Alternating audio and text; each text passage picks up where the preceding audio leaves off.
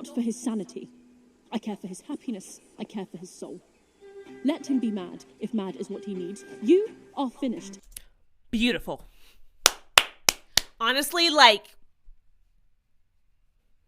that's all we all need in our life. Someone that is just like, I'm going to stand by you and love you no matter what you're going through. Queen Charlotte's a real bitch. I love her. She's everything to me. That's why I'm obsessed with this season. This man needed to be killed. I cannot believe they let him walk away unscathed.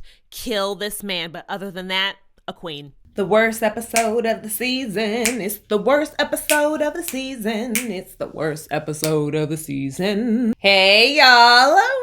Welcome back. Welcome back to my channel. My name is Marital. And I am here to review episode 5 of Queen Charlotte. Guys, I'm a little low energy today because if you guys do not already know, I live here in Los Angeles. I am an actor and there is a writer's strike currently happening and the actors may decide to strike as well. And so I've actually been picketing all day. I went to Netflix to picket. I went to Disney to picket. Did I just tell y'all I went to Netflix to picket, but I'm still gonna watch Queen Charlotte? I did. But I have just been on the picket line trying to support the writers, the actors as well. We're not getting paid the way we should be getting paid. I wish I could tell you guys how little we get paid, even in a union. I wish I could tell you how little I've been paid for some of the things that you may have seen on TV. It is bonkers, cuckoo nets. And so we're out here fighting, but I'm just a little tired because I have been out all day just trying to support the writers and also just kind of getting everybody fired up for hopefully the actor negotiations. So I'm sorry if I'm a little low energy. And also I've already had my first shot. And as you guys know, I drink through this. So instead of being hype, I may just fall asleep. Like, I'm just gonna let y'all know, I may just fully fall asleep in this. I will give a spoiler warning for any person that has not read all of the Bridgerton books, any person that doesn't know what happens in the other books. I may or may not spoil that content. I don't know if I will, but if you guys are looking for a channel where no spoilers happen, this is not the right one. So just letting you guys know off the top. Episode 5, what happened in that episode? I just remember being so disappointed in that episode. It's not just Lady Danbury, it's everything in the episode. We have a distinct lack of Charlotte and George in this episode. Just a lot going on with anything and everything that has nothing to do with the main two people. And we're in this for those two. So yeah, let's watch it. I know I'm already passing judgment, but let's watch it. Let's see how I feel on the other side. And go ahead and drop in the comment section how you guys felt watching episode 5. Maybe I'm alone in this, but baby, I don't think I am. Okay, are you guys ready? Let's begin episode 5. Y'all, a bitch is tired as hell. I'm going to be probably so mean throughout this because I'm so tired. I don't think I have the tact to be kind. Royal weddings and babies cannot be far behind. Those of you that went to school for opera singing, did y'all recognize this shit? Did y'all recognize Dido's Lament? For those of you that don't know, I went to school for opera. I wanted to be an opera singer. And I recognized Dido's Lament, which is an opera written by Henry Purcell, who was a British composer, which makes this a very rare type of, I feel like, operatic solo to be sung, simply because so much of what comes in the oeuvre is mostly, you know, from like Italy and Germany, that sort of thing. Just popping in to say that shit, popping back out. Bye, bye, bye.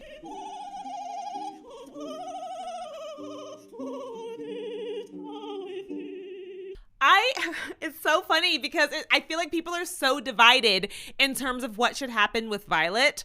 I am very strongly on Team Violet should be able to explore herself now in her late 40s, early 50s, however old she is, and meet a new man. She was with Edmund all of her life, you know, all of her very young life, and she will love him to the rest of her days. But I've said this before, it really bothered me that it felt like in the books, so many times people were like, why don't you go after this? And she's like, no, Edmund's the only person I'll ever love. She's too young. I'm sorry. She's very young. She's like 52 years old. She has another 40 years of living, 30 to 40 years. That's a long time to be alone and a long time to tell yourself that you will be fulfilled by taking care of your grandbaby. So like, I'm actually very excited by this storyline. I'm very excited about her maybe taking a lover, two lovers, falling in love again. I want this to happen. I feel like I am in the minority here, but I do want Violet to meet someone, many someones, and to experience so much, especially now that she's no longer having the same intense feelings of mourning that she had been feeling for like the last 20 years. So like, I want this for her. He never seeks. Violet Bridgerton. Violet is so horny. I love her. This season has really... It's not that I've never cared about Violet, and I think she did beautiful work, particularly in the scene last season where we see what happened to Antony's dad, what we see what happens to Edmund. I think Ruth Grimald did an excellent job, but getting to see her be her own human and it doesn't revolve around her children, I love it. I absolutely adore it. It'll be interesting if they actually do the Violet spinoff, if we're going to see young Violet and older Violet, and wouldn't it be lovely to actually see older Violet meeting someone and falling in love? Sorry, I know that's just my opinion. I know some people are like, no, she should stay alone forever. Honor her husband. But I'm very much, I've told my husband if anything ever happens to me, like, obviously I want him to love again. Will I haunt him? Yes. Will I put a curse on him, his new wife, and their children? They're not making it out of this world in peace. But I do want him to be happy. I will haunt them. Yeah, no. Their lives will be a living hell. But like, I want everyone to be happy.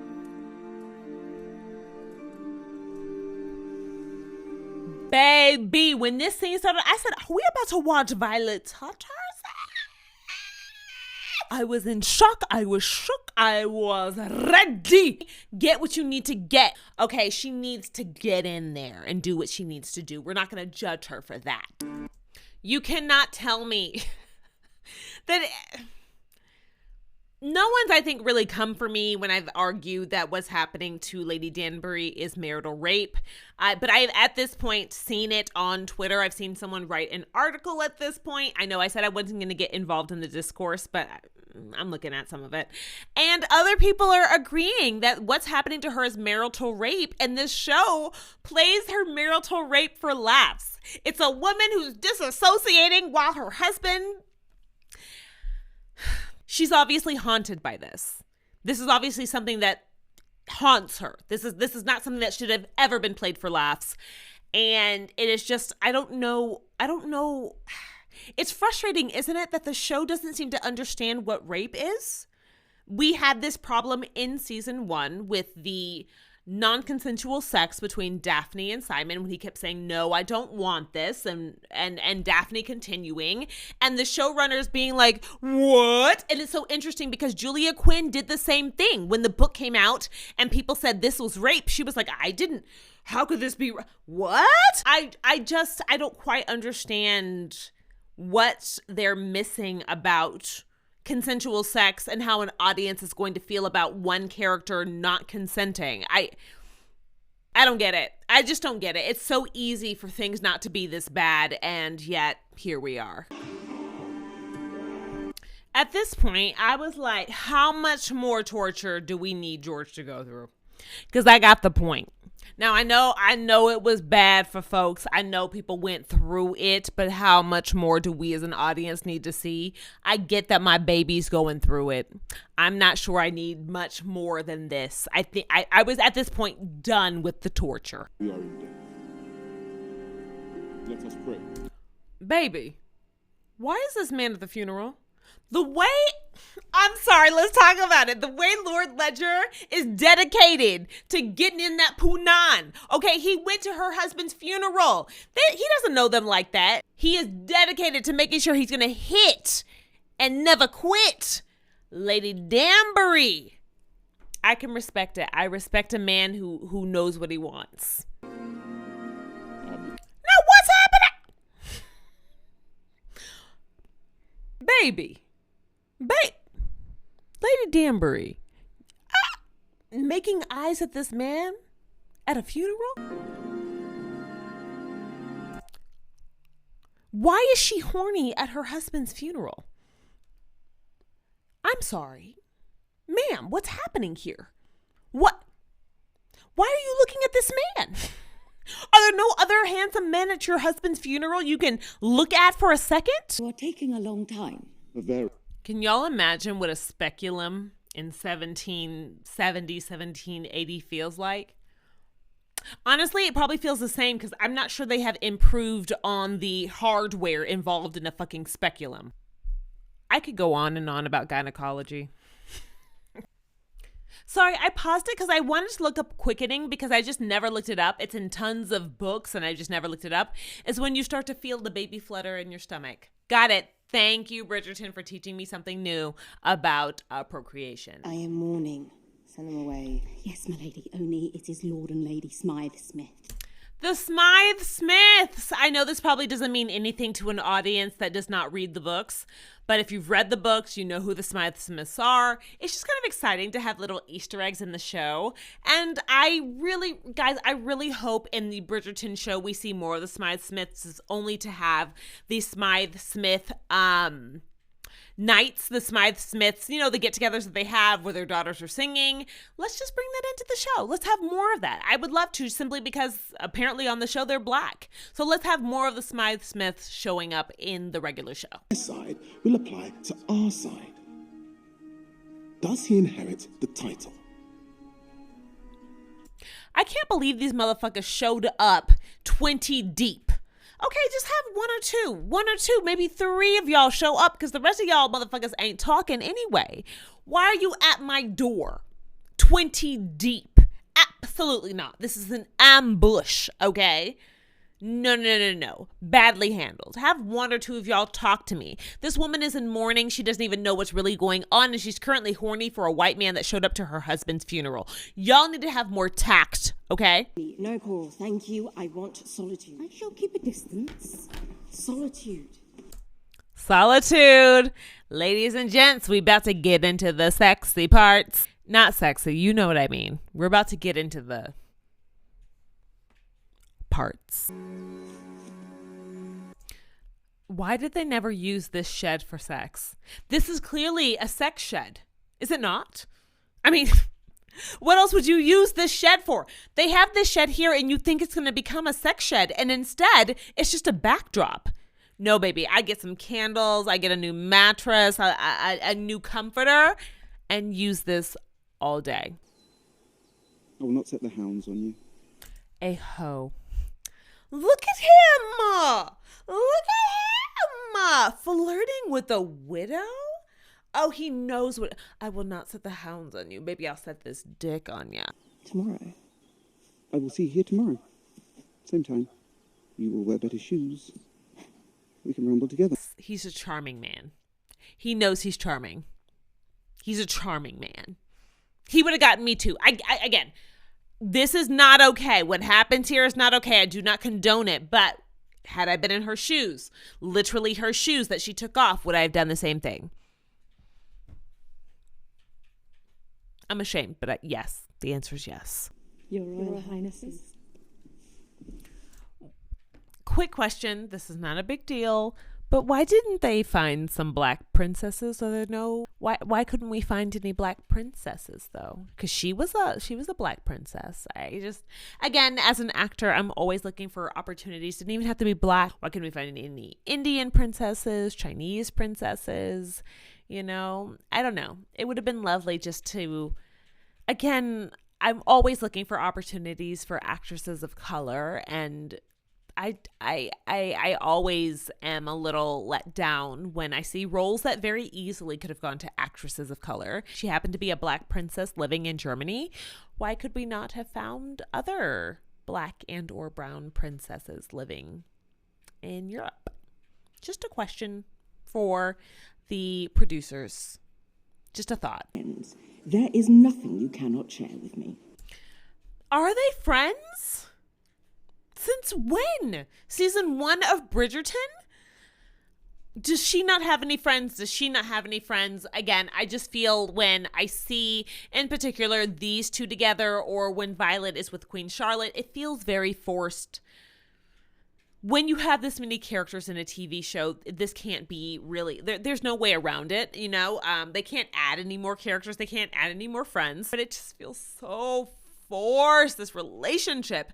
And I think it's because, and I said this in my overall review, we don't know who this woman is. I don't know who Lady Danbury is. She is whoever the show needs her to be. She is a confidant. She is a person that people go to for help. But who is she by herself when she is alone? We get some of that from young Lady Danbury, but even then it's not good enough. I need more for this character. I want to see more of who she is and what she wants and what she's going after and what her end game is. And I just feel like we don't get that because she constantly serves other people's stories, which is a real shame. Garden with many varieties of flowers, and when Edmund was giving it to her. Great. oh, Violet, I am becoming dangerous, Agatha.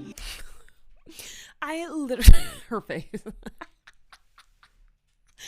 face. I love this. I love seeing two older ladies talk about desire. I love this. I could use even more of this. Kind of the whole storyline where she discovers the hat kind of ruins all of this, when in reality I would have loved to just see them kind of both hornily go through the rest of their lives together. Separate but together. Homeboy was waiting for her. Nasty. Ledger, as it is not there, you should see it especially keenly. The student surpasses her master. Oh, this man. He wants to jump her right now. An estate. Now the crown might call them back. You couldn't help her with this shit? I know you know how shit works. You couldn't help her with this shit? Okay. Ding your monster for saying that. Is that what makes us both monsters? Not him insulting Lady Ledger like that. This is what I don't love about this man. This is a widow. It is a young woman. Again, she's very young. She probably was, she already was promised to this man when she was age 3. She probably got married to him around 14 or 15. She's been popping out babies probably since she was 16. She's probably no older than 21, 22. This man is probably supposed to be in his 40s at this point. He's probably about 20 years older than her. He knows she is grieving. He knows she is confused. He knows she's scared. And he still goes after her. It's gross. It's gross. If it happened in real life, if this happened to a friend of mine, I'd be like, fuck this man. He does not care about you. I don't know. It's very, very gross when you really think about the fact that she's been through hell and really just needs a friend. And instead, he gets his jollies off because she's fucking hot. Let's be honest. Arsema is hot. And then when he starts to feel a little guilty, dumps her by the roadside. It's just gross.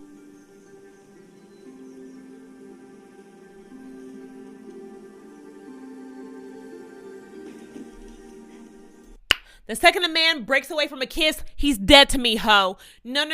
Lady Danbury, let him go.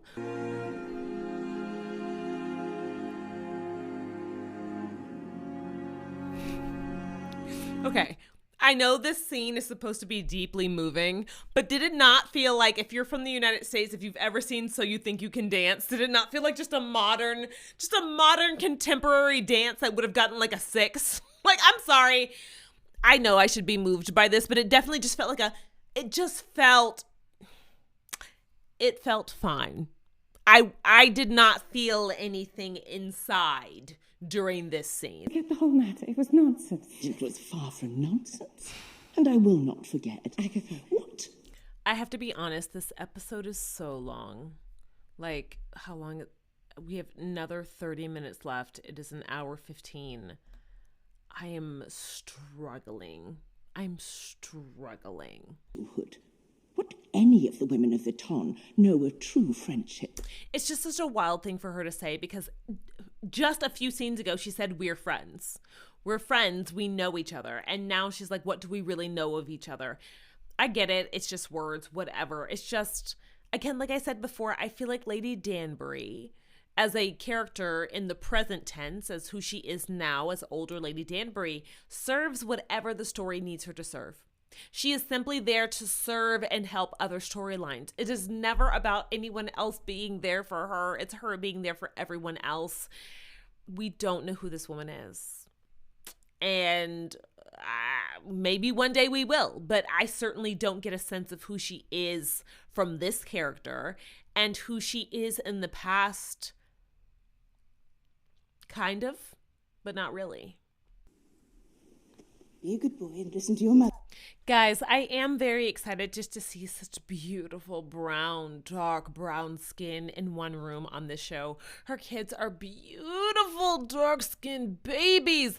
This woman is a beautiful, dark-skinned woman. I am very excited that when we get to the other side, we do get to see beautiful, beautiful brown-skinned people. It makes me very happy. I would have loved to have seen more of them, but I am glad to see them in this story. Alright then. What a fucking cutie. That's all I have to say. Just a cutie. Danbury, born named Soma, royal blood of the Pamendembo tribe in Sierra Leone. I know this scene is supposed to feel powerful. I simply do not care. This is a woman who, again, wants to be a part of the ton and a part of the system that is enslaving her people in Sierra Leone. I simply do not care. Last brains. This one is for a friend. You never make hats for your friends. This man. Nasty. Making a hat. And instead of meeting her in the field, meets her at her house with the hat. Knowing that a hat's gonna make her horny. Nasty. Do I owe the pleasure? What a perfect time it would have been for her to say everything that's going on. Nope. We have to deal with another full episode and a half of her not saying anything. Cool. It's just, now that I think about it, it feels like this entire scene, this entire interaction is such a waste of time. She's gonna go back home. You say you're never going back. Honey, you're going back in about 3 minutes. She doesn't say anything to get her to help her. This feels like a waste of time. I really feel like their friendship is a place that the show really could have built up more, and they didn't. And as a result, most of the interactions between them, I don't feel this grand best friend friendship between them. I feel mostly nothing. Handled with discretion. I would not let this little boy talk in my face like that. Son, blah, blah, blah. Don't talk to me any kind of way. All right, I'm Prince Adolphus. All right, I can have you disappeared. Not see them. Your Majesty, I do not pretend to know what problems await you outside. Arsema. However, I do know they will not be... I'm sorry, let's just talk about it. She's so fucking gorgeous. Look how beautiful she is. Her clothes, her face, her skin, her hair, her... A beauty. A beauty! And your grace. Anything for her, He wants to hit it. He sees Arsema the same way we do, and he said, that's it for me. And when I saw this moment, I thought, thank God, another man's gonna come into her life. But then I thought about the fact that Lady Danbury still lives in England, and we've never heard about her going to Germany. And I went, oh, she's gonna choose to turn down a good man. Okay. Hold Her Majesty's carriage. We have only... I love that she walks up those steps and is like, I'm going to go get my motherfucking husband. Charlotte's going to go get her king. She's going to try to love him back to sanity. Baby, that is not how bipolarism works.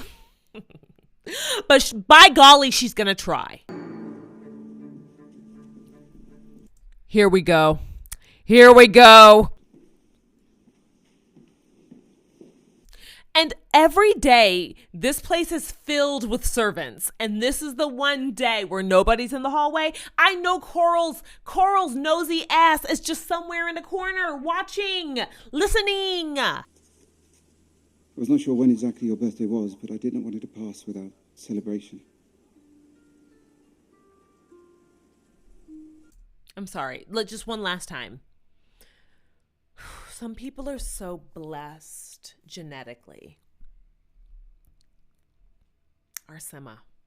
Fuck, she's so beautiful. You cannot be here. But I'm not here. Oh, he is so fucking smooth. God, he would have gotten into my panties too. He is smooth. You cannot come in. I have no intention of coming in. To be honest, Arsema has more class than me. I would have taken this man on the doorstep. I would have taken this man right there.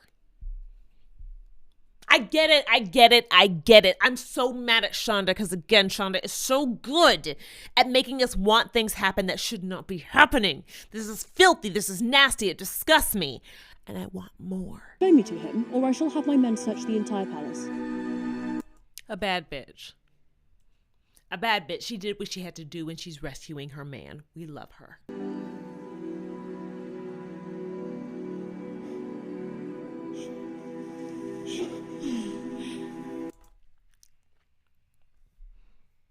This is all I want. These beautiful moments. This is all I want. And when they're together again, the show immediately works. It pops back into focus. Not for his sanity. I care for his happiness. I care for his soul. Let him be mad, if mad is what he needs. You are finished. Beautiful. Honestly, like, that's all we all need in our life. Someone that is just like, I'm going to stand by you and love you no matter what you're going through. Queen Charlotte's a real bitch. I love her. She's everything to me. That's why I'm obsessed with this season. This man needed to be killed. I cannot believe they let him walk away unscathed. Kill this man. But other than that, a queen. Okay, let's talk about it though. The needle drop. Who runs the world, girls? Corny. Very corny. I cannot believe we have to listen to a violin version of Who Runs the World, Girls while Lady Danbury rides Lord Ledger. What did I do to deserve that shit? I did nothing wrong in my life. I haven't hurt anybody, yet I have to listen and watch that. What? I cannot believe we watched this scene. I cannot believe we watched this scene. I'm going to try to cover some of what's happening here, okay?